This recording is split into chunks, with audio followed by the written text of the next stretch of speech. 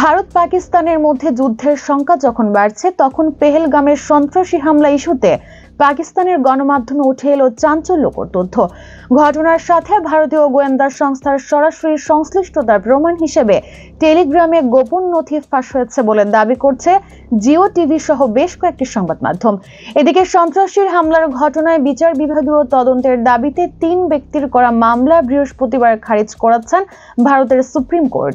কোনো তথ্য প্রমাণ ছাড়াই 22 এপ্রিল জম্মু কাশ্মীরের পেহেলগামে প্রাণঘাতী সন্ত্রাসী হামলার ঘটনায় পাকিস্তানকে দোষারোপ করছে ভারত। বিপরীতে নয়াদিল্লির বিরুদ্ধেও পাল্টা পদক্ষেপ নিয়ে কঠোর জবাব দিচ্ছে ইসলামাবাদ। এমন পরিস্থিতির মধ্যে গণমাধ্যমগুলো ভারতের গোয়েন্দা সংস্থা এর সরাসরি সম্পৃক্ততার অভিযোগ তোলে। প্রমাণ হিসেবে তুলে ধরা হয় পেহেলগামে হামলা পরিকল্পনার গোপন নথি, যা টেলিগ্রামে ফাঁস হয়েছে বলে দাবি করা হচ্ছে।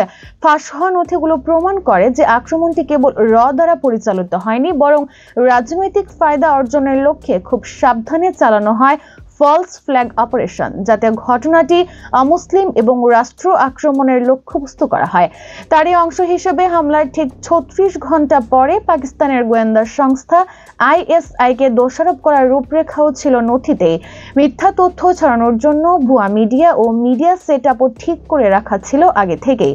ব্যবহার করা হয়েছে 200টিরও বেশি ভুয়া সোশ্যাল মিডিয়া অ্যাকাউন্ট।